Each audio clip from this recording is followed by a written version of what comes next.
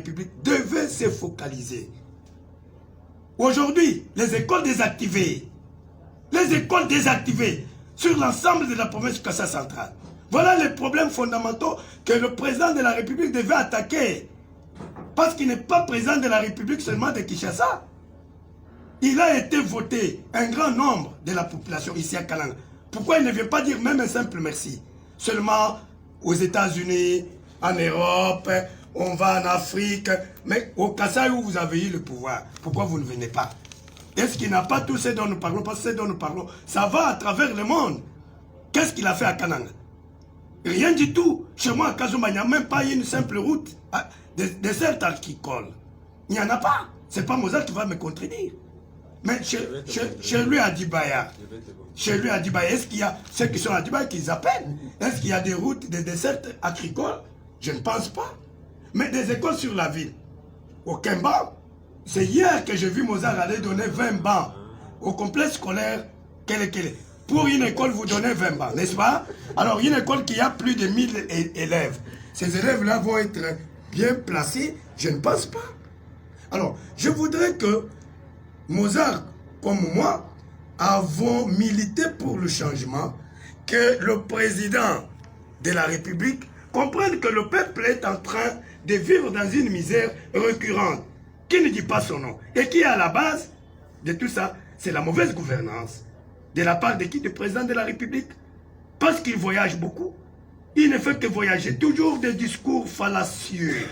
On va faire. Et on nous laisse toujours dans le futur proche. On va faire.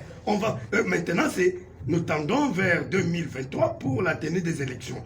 Il faut un autre mandat. Mais maintenant, l'adversaire du président de la République, compte tenu de ses voyages inutiles, n'est-ce pas? C'est son bilan. Il n'y a que son bilan qui va parler. Ce n'est pas nous le peuple ici. Et le peuple n'est pas seulement Kassai central parce qu'il y en a qui se trompent. Non.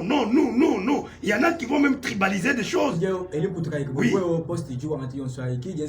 Mais il est distrait.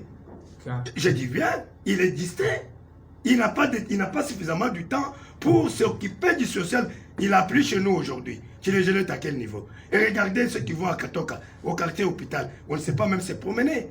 On ne sait pas se promener. Nous sommes à quel niveau? Alors c'est pour insinuer que vraiment c'est catastrophique. Au lieu d'être distrait, on a eu tel poste, Ça nous apporte quoi? Merci. Alors, Uyegeo wa mika fe pale. Jo va investisseur là tunaanza kuchunga mudiza au chef en en voyage. Investisseur niende wa kuisha chai. Unipatia ni cafe. Weka mankopo mbili. 1000 francs. Support. Jo investisseur munaenda kutafutia pa après ma voyage.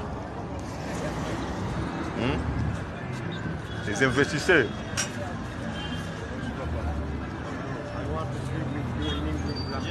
Yes, sir. Are you ready? Sorry?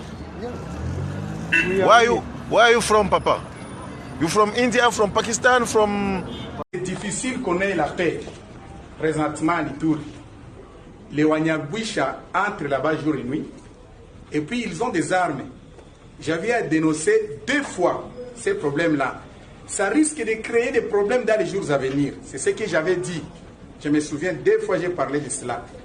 Mais qu'est-ce que les autorités m'ont répondu? Honorable Assamba a laissé ces problèmes-là. Ça, c'est un problème de niveau des Nations Unies. C'était ma première fois d'apprendre qu'il y a des problèmes qui sont traités dans le niveau des Nations Unies. Le problème de l'Ituri qui est traité dans le niveau des Nations Unies, moi je ne savais pas. C'est-à-dire, même les autorités de la province sont bloquées quelque part.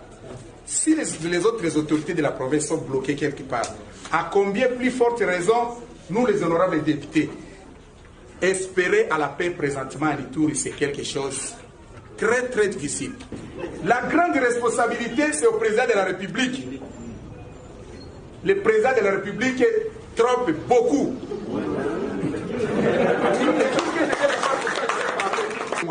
Le chef de l'État se permet d'aller à Tchad là-bas pour aller enterrer Idriss Déby, alors qu'ici à l'Ituri, on a égorgé plus de 15 personnes ici À Beni, on a égorgé beaucoup de personnes.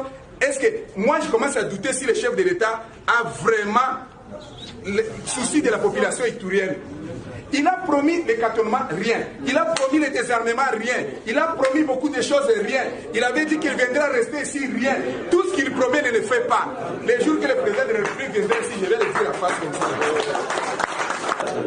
Il n'y aura pas la paix, mes chers frères, mes chères sœurs. Donc nous devons prier.